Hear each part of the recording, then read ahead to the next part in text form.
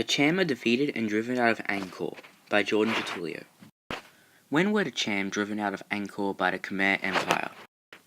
After the death of Surivamarhan in 1550 AD, which caused the kingdom, the Khmer Empire, to go into an internal conflict, the Cham, where southern Vietnam is today, saw this and took advantage of the situation by launching a seaborne invasion up the Mekong River and the Tonle Sap Lake in 1177 AD. The Cham was successful in pillaging multiple Khmer cities, including Yasodhara and Angkor, until Jayavarman VII rallied his people and defeated the Cham on the 1st of January 1181 AD. Who was involved in the recapture of Angkor? In 1177 AD, the usurper was killed when the Cham pillaged Yasodharapura.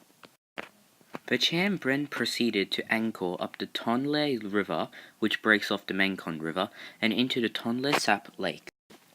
Naval and land battles ensued in which the city was assaulted, burned, and occupied by the Cham. The Cham controlled Angkor for 4 years until the legendary Jayavarman VII mounted a series of attacks over a period of years. He drove the Cham from Angkor in 1181 AD. Where were the Cham defeated and driven out of Angkor? Angkor, the capital of the Khmer Empire from the 9th to 13th centuries, ruled a vast territory that is now Cambodia, Vietnam, Thailand, and Laos. The Khmers built hundreds of temples and Buddhist monasteries throughout Thailand, Laos, and Cambodia. Despite of Angkor temples seen sprawling over hundreds of historical sites in Thailand, Laos, and Cambodia, the main temples featuring Angkor civilization and political culture involving admiration and power to the located Siem Reap province.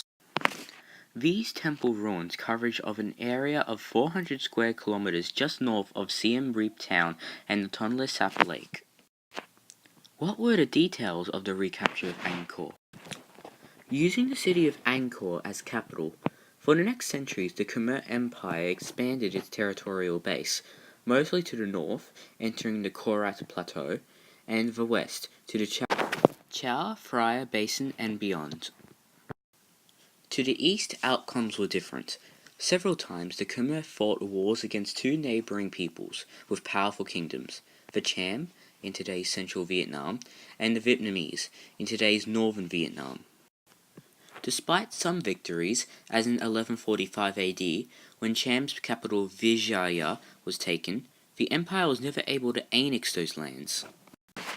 Conversely, Chams and Vietnamese enjoyed some victories of their own, the most spectacular of which was Cham's humiliating the revenge, looting Angkor in 1177 AD, and pushing the empire to the edge of destruction.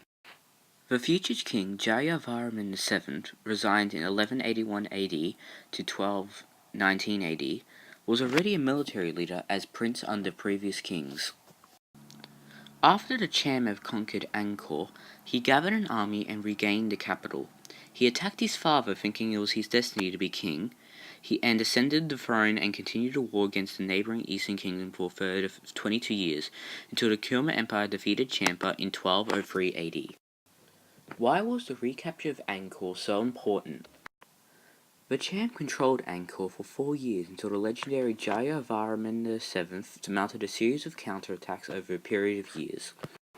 He drove the Cham from Cambodia in 1181 AD. After the Cham's defeat, Jayavarman VII was declared king. He broke almost 400 years of tradition and made Mahayana Buddhism the state religion, and immediately began Angkor's most prolific period of monumentism. Jayavarman VII's building campaign was unprecedented and took place on an almost uncontrollable pace. Hundreds of monuments were constructed in less than a 40-year period. Jayavarman VII's works include Bayong with his famous giant faces, his capital city of Angkor Thom, and temples of Ta Phrom, Bente Kadal and Preah Khan, and hundreds of others. Bibliography. That's all.